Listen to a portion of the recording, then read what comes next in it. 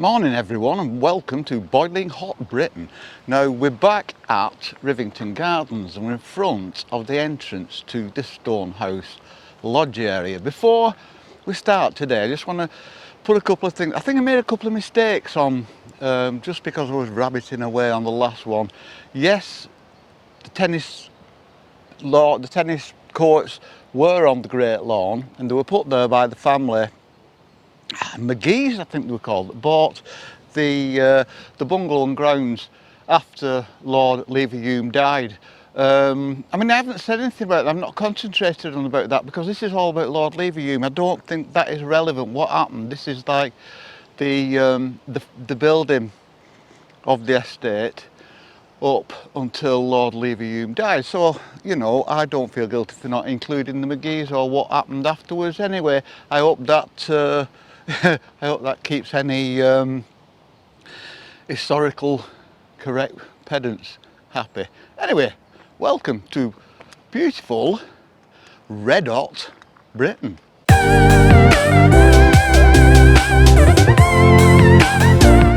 Come on, Molly. Molly's wandering off down the path.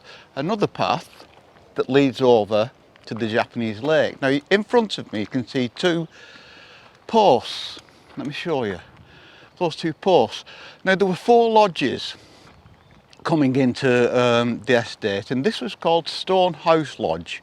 I've just walked up from Lever's Bridge down the bottom that we did before, and this this was a lodge that was built and it went across. It had part of it was on that side like living quarters or whatever, and then the other on the other side, and it was built over like an arch. Like I keep saying, you want to go and have a look, just research Rivington Terraced Gardens and you will get all this information I'm giving you will become relevant. And you go through, there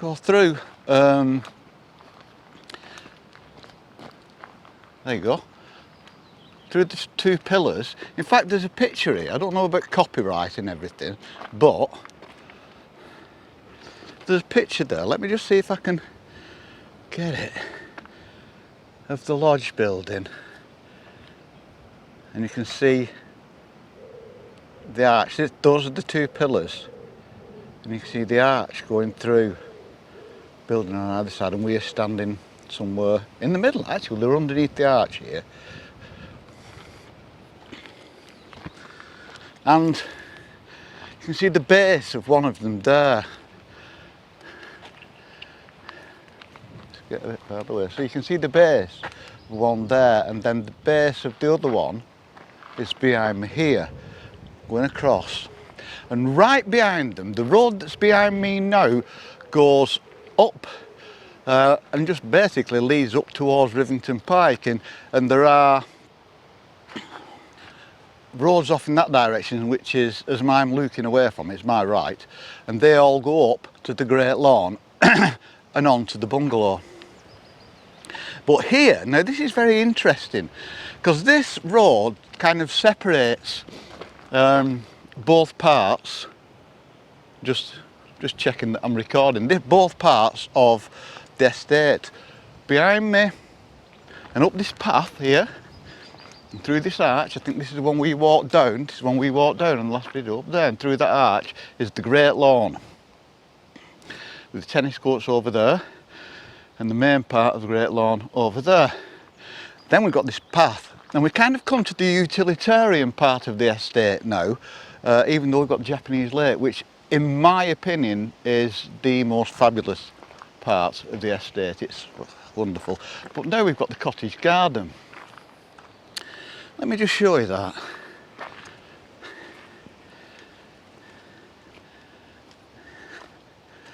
We're just walking down the side, and there are about, I don't know, probably about half a dozen bays here.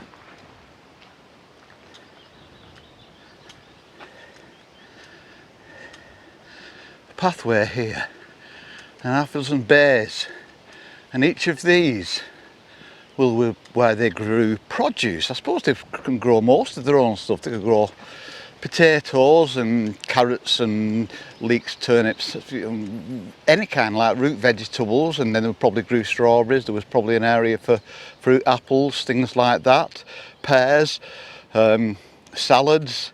So there are all these bays. 1, 2, 3, 4. I think there are 6. I'm not quite sure. No, I stand to be corrected. But there are all these bays. And I think they had about half a dozen gardeners who would look after this and produce the produce for the household. This was reduced when the McGee's took over. See, I've mentioned them, so there you go, pedants. And they've reduced a lot of the staff, the estate staff, and the gardeners, they reduced just one man. So, you know, basically, I said, when the old Leverhulme died, that the estate went to rack and ruin. Well, in a way, it did. So, coughing. It did kind of start going down a little bit.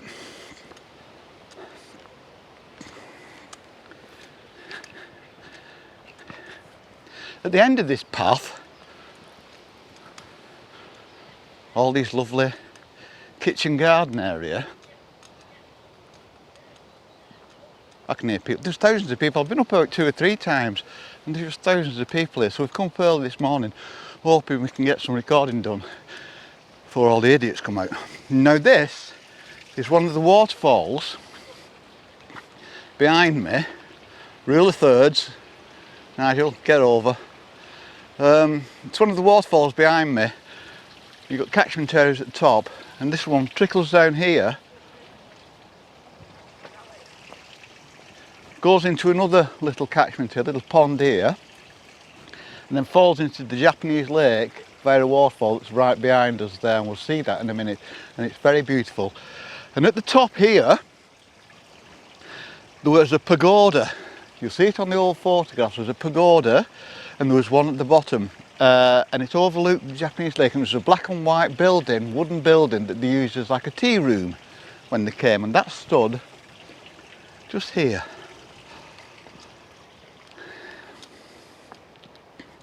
We're now coming up to the bothy, which is where the gardeners and the ground staff kept the gear.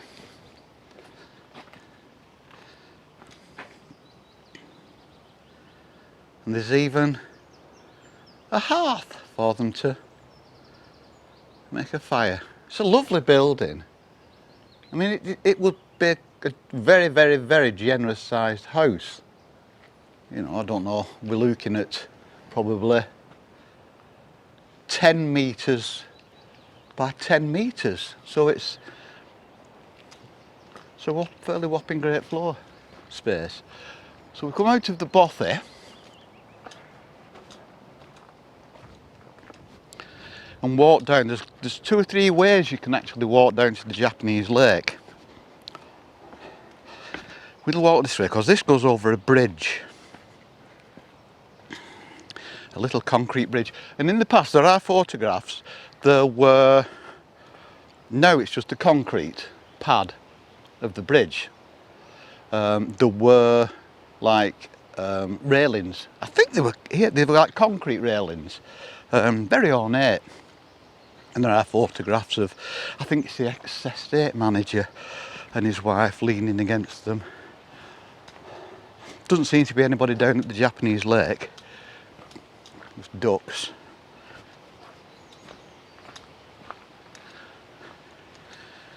And so we're coming down. The Japanese lake is just so beautiful. It is so beautiful. And there's the waterfall falling in. And it carries on into the Japanese lake. There's one bloke down there having a sandwich on the bench.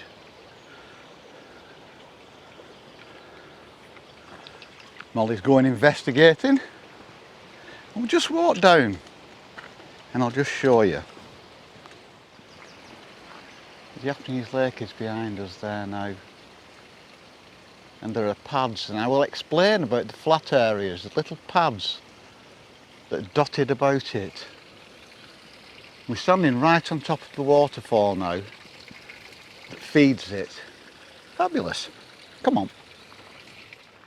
It's a beautiful morning. It's going to be really, really hot. I reckon it's going to be the hottest day, telling me to stay indoors from lunchtime because we're in nanny state and they think we're all thick. Mind you, I think a lot of us are. But we'll be getting back. And on the marina, there's a little chair on the top of a bank under all these beautiful trees, and it's cool. And we'll be going up there and probably editing this. Right, we're joining a path now. 2 or 3 paths converge to meet the Japanese lake. And I'll show you there's an entrance here that goes under an arch of stone. And for years, even since I was a kid, this was closed off. Because we thought it was unsafe, closed off with like bars. And they've opened it up for the public. And it's just another entrance. From a road that actually splits the middle part of the estate from the low part, which is not cultivated, but is where there's lots of lovely waterfalls and grottos and things. So I have decided to do a third vlog covering that area as well. You walk down here,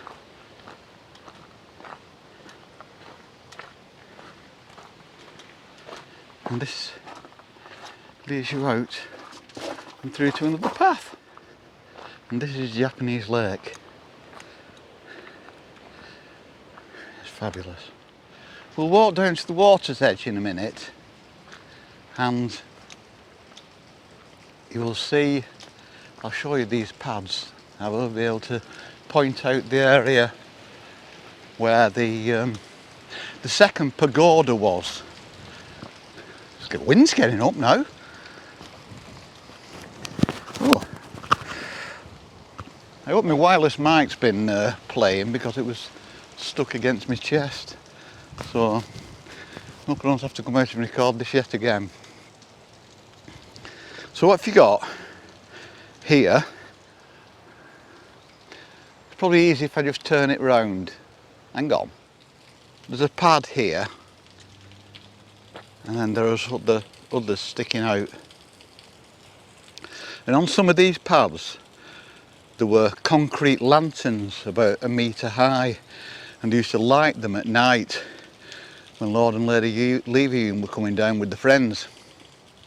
And there's all photographs of this, and there's a waterfall down. The pagoda I was talking about was just to the side of that waterfall. It's quite big, I would say it's about 8 foot square, 2.5 metres. And this is Japanese. The Japanese lake is just stunningly beautiful. There's a float there, and there's ducks and baby ducks, and I have to keep Molly away from those. And you can hear the water is just trickling in now. Morning!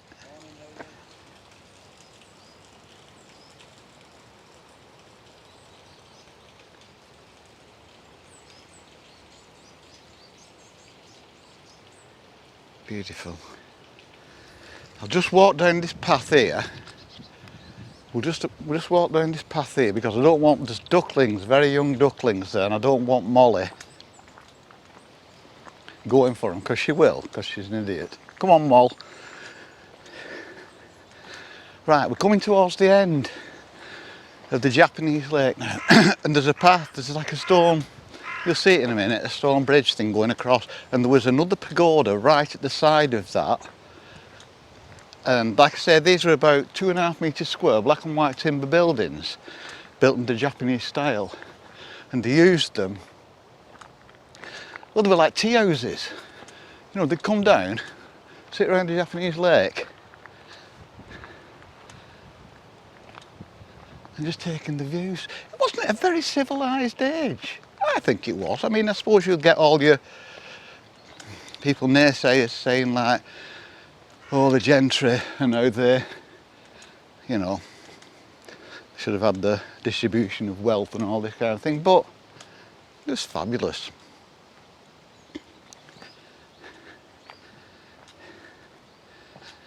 I've never known what this is up here. There's a little thing up here, and it's like a little platform, and you can obviously see that it's where people it's meant for people to like walk on.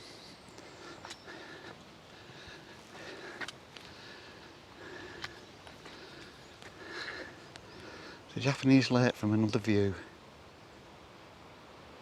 I think I've got drone footage, so we'll see drone footage of it.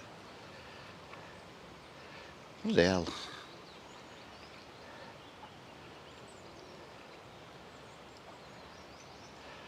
Just step the exposure compensation up a little bit because we're looking into the light and it's very, very bright and everything's burned out. Even the reflection of the trees in the water was burned out. But you can see all the pilled things sticking out the water. Can you see them? Boom, boom, boom. And there were bits of things on there, a lantern or something. Molly's just having a wander around.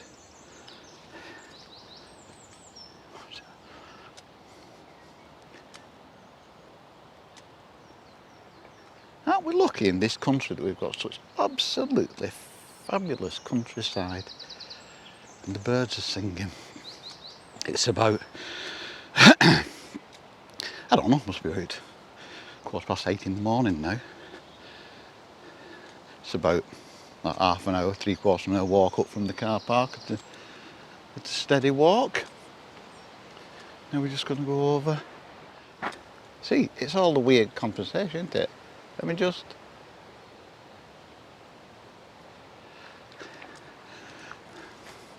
I hate cameras, it's a necessary evil.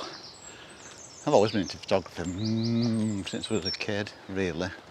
But you get where you get a bit obsessive about pressing buttons and exposure and focus. Focus. It's all a bit dark. Molly, come here.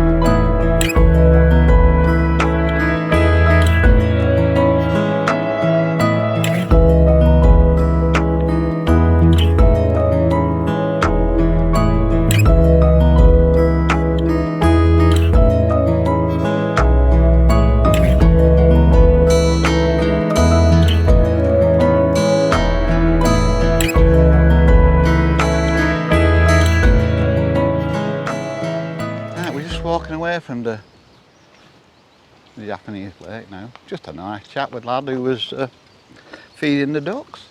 So we've had a nice little chat there. Molly's just seen something and has gone running off up a bank somewhere. Let me just, it's just bloody, gonna leave it at that. It's just like exposure compensation because it's all light and dark. See, I'm in the dark now. But that means the colours are kind of rich behind me. But then you come into the light and everything gets burned out. It's so difficult. I mean, oh, there's a squirrel in front of us, but Molly's not seen it. So we're walking away, we've got the Japanese lake there. And in a minute, we're going to go up a path that will lead us back up to Stonehouse Lodge and back to the car park. And we've finally got some footage by the looks of it, unless I've pressed the wrong button and nothing records. Because I've been switching my wireless Go mic from one camera to another and they all have different leads. And I just hope I've got the right lead for my Canon, because we're using the Canon today and I've been using the DJI Osmo Action and the GoPro and an old Nikon that I've got, so I've been swapping between them. So if I cock up and I'll have to do it again. But that's the Japanese lake behind us, the beautiful Japanese lake.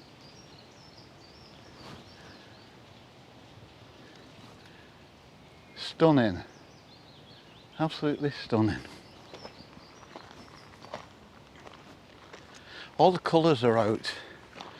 We've got all the different greens. I've said before, and they've actually started planting up here as well. Oh, look at me in the dark. Oh, look. Now here's me thinking I've got exposure compensation. There you go. Technology, don't you love it?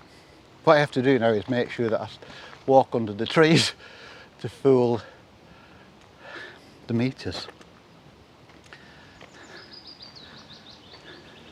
Yeah, but it's all been planted up and at the moment it's extremely lush.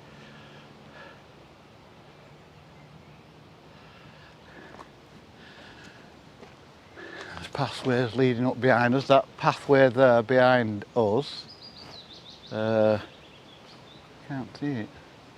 That pathway leads up to that little bridge thing that we went over the top of the waterfall. See, everything is connected, interconnected. Just walking under the trees now. The cottage gardens, the kitchen gardens, sorry, now are over to my right. Behind this wall, coming up to a stone wall. And the kitchen gardens are behind that. There's been millions of people coming up using bloody sun lounges and coming up and having barbecues. Surprisingly little rubbish, which I'm really pleased about. So we're turning now, walking up the side of the kitchen gardens.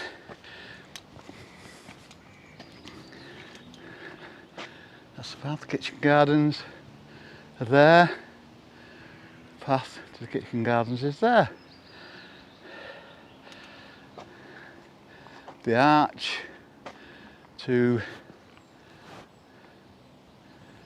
the Great Lawn is there. There you go. All joined up.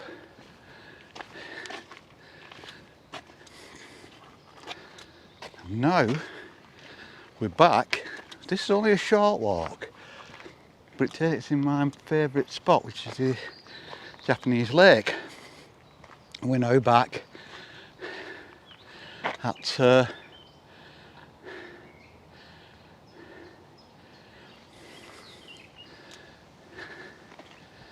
Stonehouse Lodge.